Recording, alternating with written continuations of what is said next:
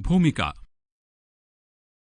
रूमी फरमाते हैं, नहीं मरते तुम जीते जी जब तक, कैसे पाओगे सच्चा लाभ तब तक।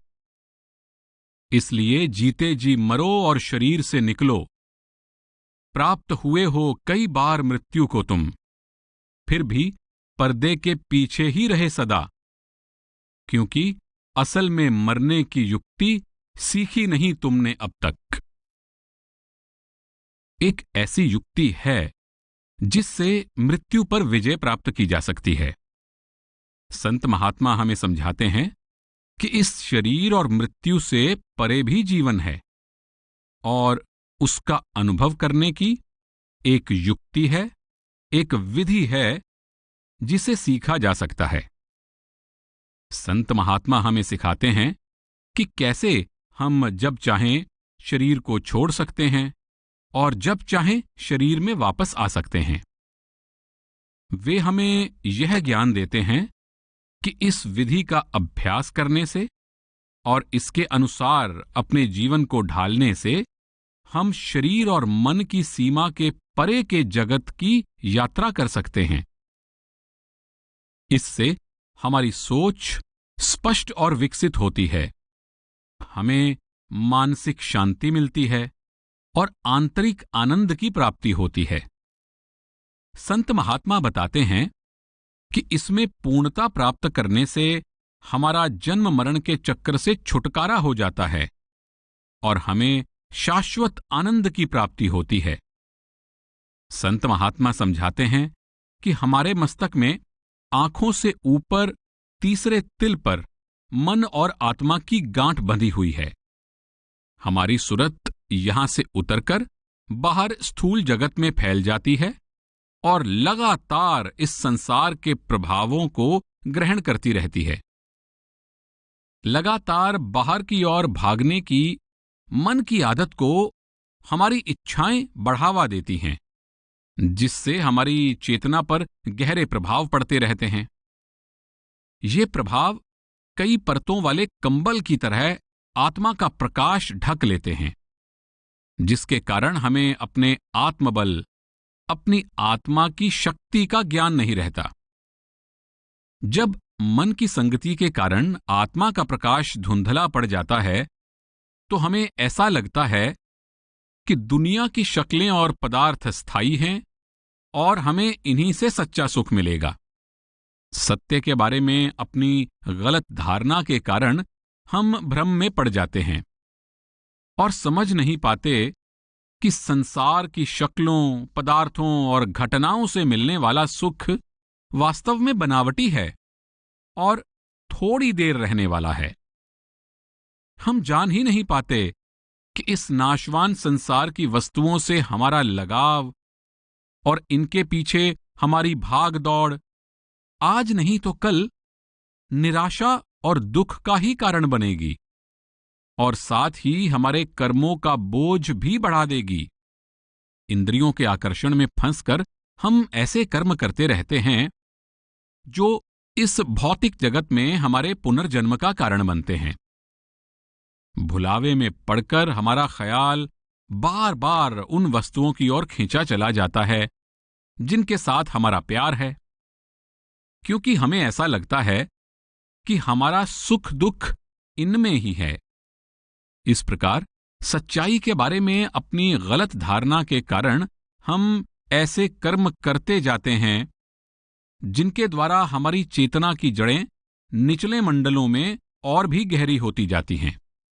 इससे मन का झुकाव नीचे की ओर होता जाता है और हम अपनी आत्मा का प्रकाश देख नहीं पाते।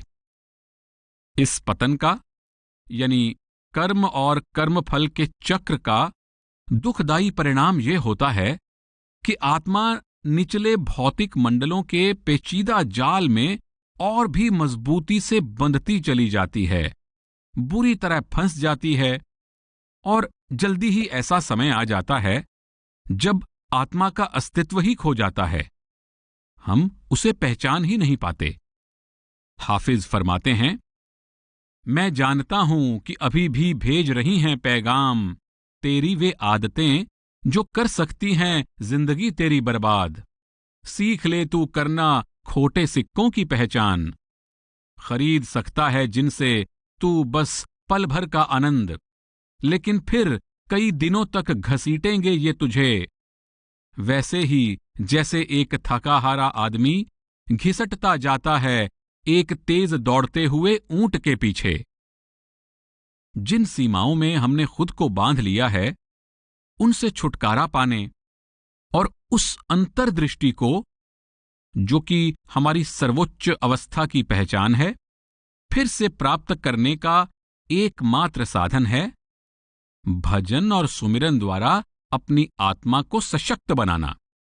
जब हम भजन सुमिरन का अभ्यास शुरू करते हैं तो थोड़े समय में ही ऐसा महसूस होने लगता है कि संतों द्वारा बताया गया तरीका ही एक ऐसा रास्ता है जो जीने का सही ढंग है।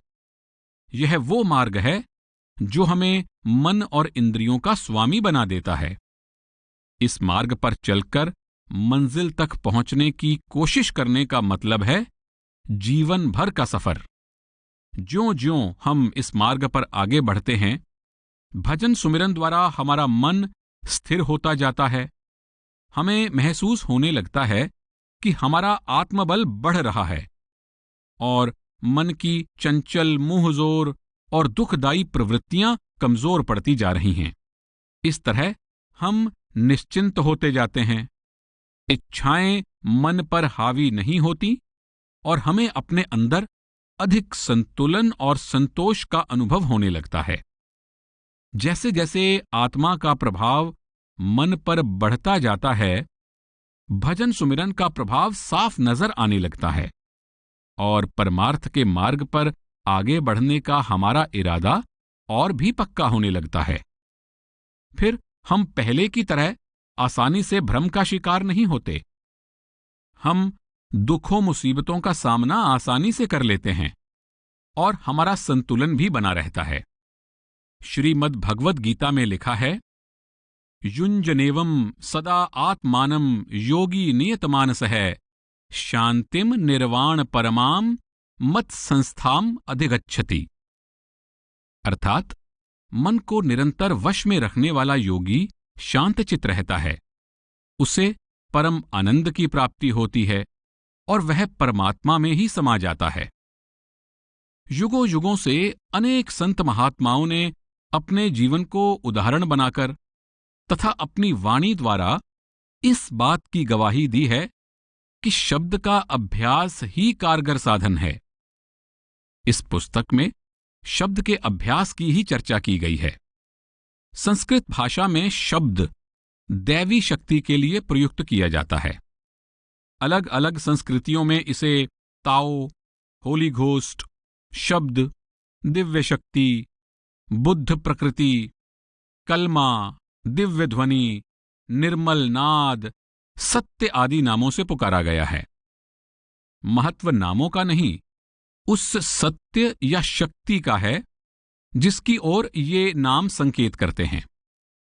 इस पुस्तक में शब्द का अर्थ उस अनादि सत्य से है जो हर तरह के जीवन का आधार है। शब्द हर जीव में मौजूद भी है और हर जीव से परे भी है। इसका अर्थ है शब्द हर एक जीव के अंदर निवास करता है।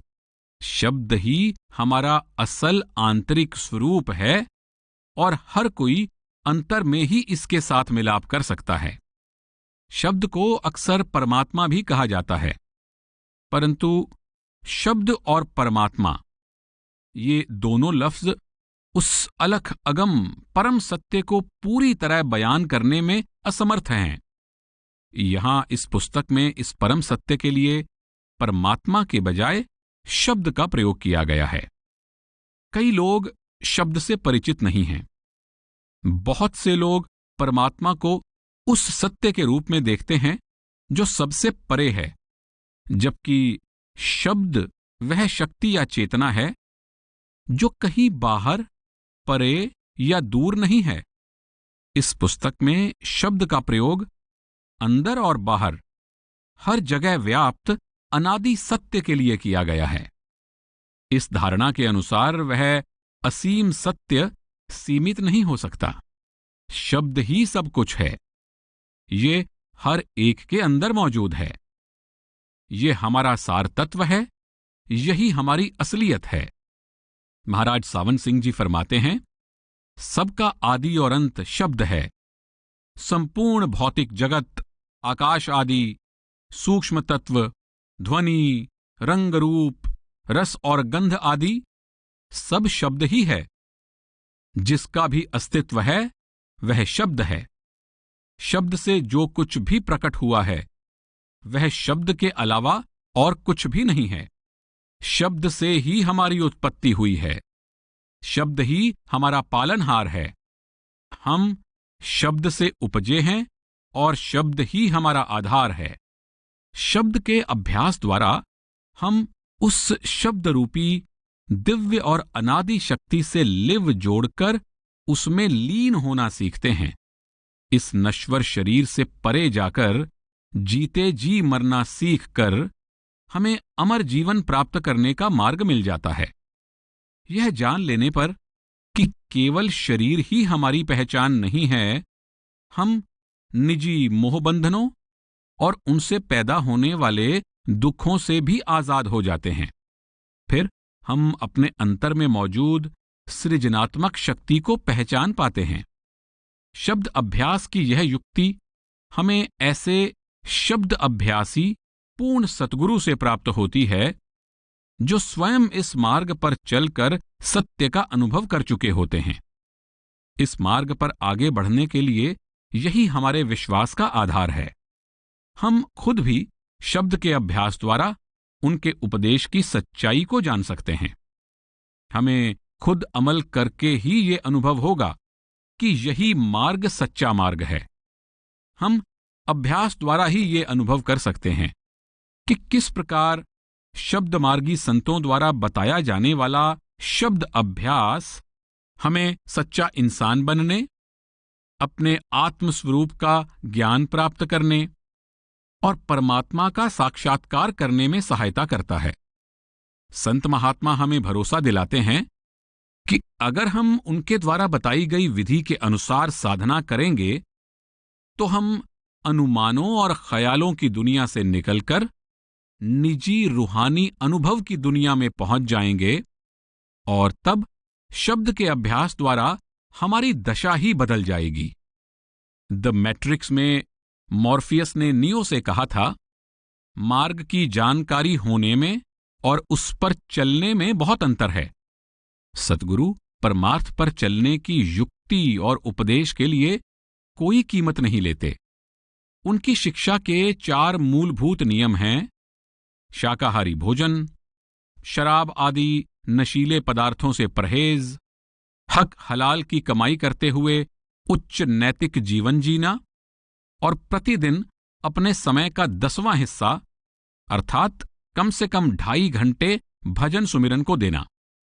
पहले 3 नियम चौथे नियम के पालन में सहायक होते हैं और ये नियम अपने अंदर बदलाव लाने की कुंजी हैं।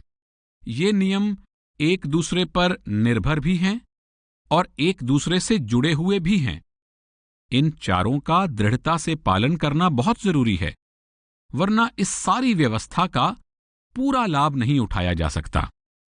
जीव हत्या और हिंसा के पाप से बचने के लिए शाकाहारी भोजन अपनाना जरूरी है। जब तक हम हिंसा और जीव हत्या से होने वाले कर्मों के बोझ से नहीं बचते, हम रूहानी तरक्की की कोई उम्मीद नहीं रख सकते। शब्द के साथ लिव जोड़ने के लिए एकाग्रता बहुत जरूरी है। शराब आदि नशों से मन को उत्तेजित अथवा मदहोश करके एकाग्रता प्राप्त करने की आशा नहीं की जा सकती। इसलिए नशे और शराब से परहेज करना जरूरी है। अगर हम भौतिक स्तर पर अपनी भावनाओं पर नियंत्रण नहीं रख सकते तो अंतर में सूक्ष्म स्तर पर उनको किस प्रकार सही दिशा में रख पाएंगे। इसलिए निर्मल नैतिक आचरण भी बहुत महत्वपूर्ण है। अगर हम अपनी इच्छाओं और अपनी भावनाओं को बेलगाम छोड़ देंगे तो हम उनके हाथों की कठपुतलियां बन जाएंगे। इस प्रकार हमारा ध्यान आंखों से नीचे शरीर के चक्रों में ही फंसा रहेगा और इसे तीसरे तिल पर एकाग्र कर पाना असंभव हो जाएगा। अगर मन आत्मा की अवस्था केवल भजन सुमिरन द्वारा ही बदल सकती है, तो हमें चाहिए कि अपने समय का कम से कम 10वां हिस्सा भजन सुमिरन को अवश्य दें। किसी भी कार्य को अगर हम समय नहीं देते, तो हम उसमें सफल कैसे हो सकते हैं? हमें किसी मंजिल पर पहुंचने का आनंद कैसे मिल सकता है, यदि वहां तक पहुंचने के लिए हम यात्रा में लगने वाला समय ही ना निकालें? इन 4 नियमों के जरिए सतगुरु हमारे लिए एक स्पष्ट जीवन शैली निर्धारित करते हैं, जो अपने आध्यात्मिक लक्ष्य को प्राप्त करने में हमारी मदद करती है। मार्गदर्शन के ये निर्देश सड़क पर खींची रेखाओं के समान हैं। ज्यों ही हम किसी रेखा का उल्लंघन करते हैं, हम जान जाते हैं कि हम मार्ग से भटक गए हैं और खतरे में हैं। सतगुरु हमें अपने विवेक से काम लेने की प्रेरणा देते हैं। हम में से हर एक की यह जिम्मेदारी है कि हम इन 4 नियमों का पालन करते हुए खुद इस बात का निर्णय करें कि किस कार्य या विचार से हमारी आध्यात्मिक उन्नति होगी और किस कार्य या विचार से हम मार्ग से दूर हो जाएंगे। कौन सा कार्य और विचार हमें अपनी मंजिल की ओर ले जाएगा और कौन सा उससे दूर कर देगा। भजन सुमिरन में सहायक सिद्ध होने वाले अन्य साधनों में सत्संग, सेवा, परमार्थी पुस्तकों का अध्ययन और सतगुरु का महत्वपूर्ण स्थान है। सेवा का अर्थ है संगत की सेवा या फिर समाज की सेवा। संगत की सेवा से सतगुरु के हुक्म का पालन करने का सौभाग्य प्राप्त होता है। इस प्रकार सेवा करते हुए शिष्य और सतगुरु का एक रिश्ता बन जाता है। ऐसा रिश्ता जो रूहानी मार्ग में खुद को बदलने के लिए बेहद जरूरी है। परमार्थ को पाने के लिए इस बात का भी ध्यान रखना होगा कि हमें क्या देखना है, क्या सुनना है, क्या बोलना है, क्या सोचना है और कैसी संगति में रहना है। इसके अलावा निरोगी और तंदुरुस्त शरीर हो तो रूहानी अभ्यास करना आसान हो जाता है। इसलिए हमें उन बातों की ओर भी ध्यान देना चाहिए जिनसे हमारी सेहत ठीक रहे और शरीर तंदुरुस्त रहे। इन सब साधनों द्वारा ध्यान को तीसरे तिल पर टिकाने और अपनी मंजिल पर पहुंचने के लिए रूहानी सफर शुरू करने में सहायता मिलती है। अपने असली घर जाने के लिए कई साधन अपनाए जा सकते हैं, पर ये सभी साधन अंत में आत्मा को अपने अंदर शब्द की ध्वनि और प्रकाश में लीन करने के एक ही राजमार्ग की ओर ले जाते हैं। हम में से बहुत से साधक सफर की शुरुआत ही कर रहे हैं।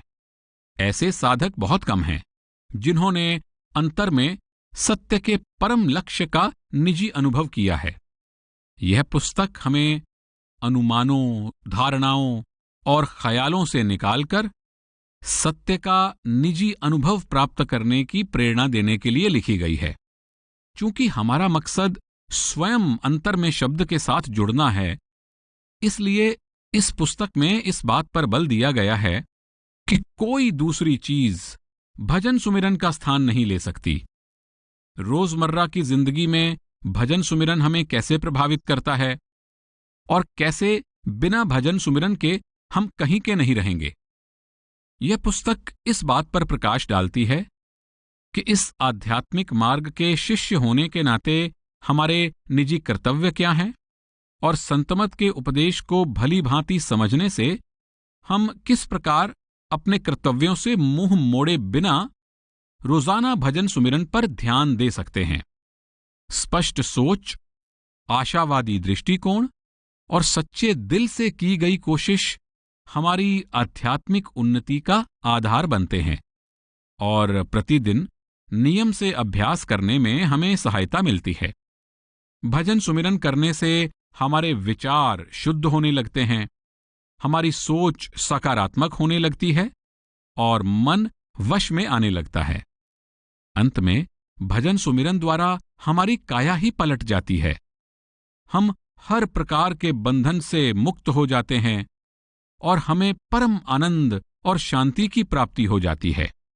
इस बात की पुष्टि के लिए कि शब्द के अभ्यास का मार्ग सर्वसांझा है, इस पुस्तक में न केवल संतमत यानी शब्द अभ्यासी संत महात्माओं के मार्ग से, बल्कि भिन्न भिन्न देशों के अलग अलग समय में प्रचलित अन्य धार्मिक विचारधाराओं में से भी उद्धरण दिए गए हैं।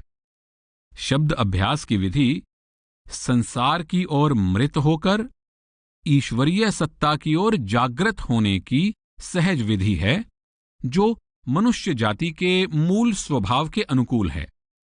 संत महात्माओं के वचनों में भाषा, धर्म, संस्कृति, समय और स्थान के कारण भले ही कुछ अंतर हो सकते हैं, किंतु आध्यात्म मार्ग पर चलने के लिए संत सतगुरु जो सर्वसांझा उपदेश देते हैं, वो वास्तव में एक ही है। एक भारतीय कहावत है, सब नदियां सागर में जाकर समा जाती हैं और सागर किसी भी नदी को इनकार नहीं करता।